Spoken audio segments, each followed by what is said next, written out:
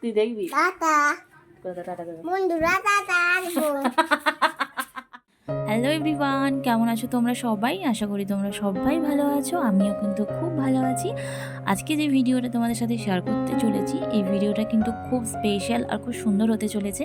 তো চলো ভিডিওটা দেখতে থাকো। সেদিনকার ছিল বুধবার, আর দেখো একটু শাড়ি পরে নিয়েছি আর একটু হালকা ফুলকা সাজুগুজুও করব।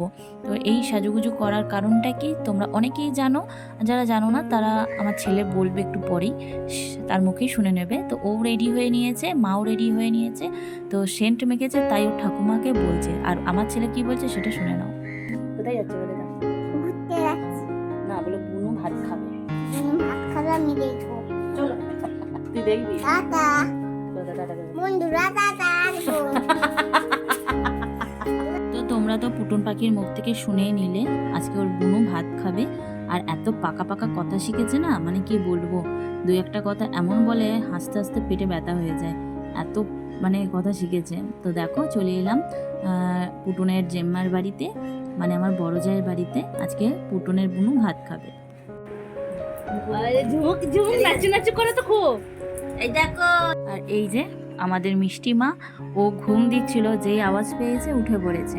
আর আমাদের তরফ থেকে ওর জন্য একটা ছোট্ট উপহার ছিল, সেটাই এখন বার করে ওকে পরিয়ে দেব। যখন থেকে মানে যবে ও হয়েছে তবে থেকেই আমার মাথায় ছিল যে ওকে দুটো পায়ের নুপুর দেব গড়িয়ে। যখন ও হাঁটতে শিখবে আমাদের বাড়িতে, তো যখন আসবে হেঁটে হেঁটে, তখন ওই ছমছম করে আওয়াজ হবে, এটা ভেবেই আমার এত ভালো লাগে যে কি বলবো। নুপুরটা পরিয়ে দিচ্ছি আর ওকে বলছি যে যখন তুই হাঁটতে শিখবি আর ওই গুটি গুটি পায়ে ছমছম করে আসবি, আমি বুঝতে পেরে যাবো যে তুই আসছিস।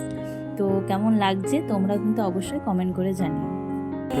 তো কাকিমণি দিয়েছে, তো কাকিমণি দিয়েছি।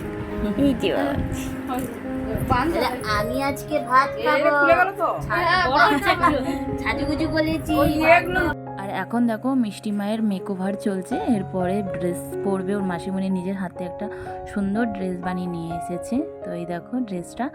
আর যেহেতু আমাদের প্রত্যেকটা সন্তান ছেলে সন্তান, মানে আমাদের বাড়ি, আমার শ্বশুর বাড়িতে সবারই একটা করে ছেলে, তো মিষ্টি হচ্ছে একমাত্র সন্তান, মেয়ে সন্তান, তাই একটু আদরটা বেশি পায়। সন্তান সন্তানই হয়, তাই না বলো?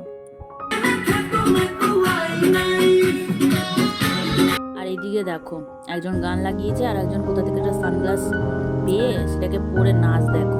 আর এদিকে তো তোমার মিষ্টিকে খাওয়ানোর জন্য দেখো বসেও পড়েছে কাকু কোলে নিয়ে, আর ও হাঁ করে এমনভাবে তাকিয়ে আছে।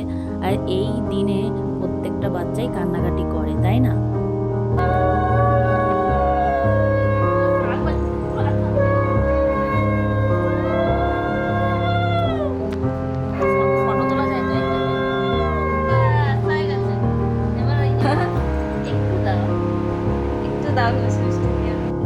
আর এই দিনে প্রত্যেকটা বাচ্চাই কান্নাকাটি করে। আর কেন করে, দুটো কারণ আছে, সেটা বুঝলাম, আমি রিয়েলাইজ করলাম। আমার ছেলেও ঠিক সব ঠিক ছিল, যেই শঙ্খ আর উলুধ্বনিটা পড়েছিল সেই কান্নাকাটি স্টার্ট করে দিয়েছে। আর মিষ্টির বেলাতেও সেম, আমি এটা না রিয়েলাইজ করলাম। ও কিন্তু ঠিকঠাক ছিল, যেই শঙ্খধ্বনি আর উলুধ্বনি দেওয়া হয়েছে সেই ও কান্না স্টার্ট করে দিয়েছে। অ্যাকচুয়ালি আচমকায় না ভয় পেয়ে গেছে। তারপরে ওকে কটা ফটো তুললাম ওর, তারপরে খাওয়া দাওয়া করতে বসে পড়েছি। ফার্স্টেই বসে পড়েছি, কারণ প্রথমে খেয়ে নিলে তাহলে সবাইকে খেতে দিতে পারবো যদি হেল্প লাগে তার জন্য। আর রান্নাবান্না একদম সিম্পল ছিল, মাছ, ডাল, আলু পোস্ত, চাটনি, পাঁপড়, মিষ্টি, পায়েস। তো ব্লগটা এত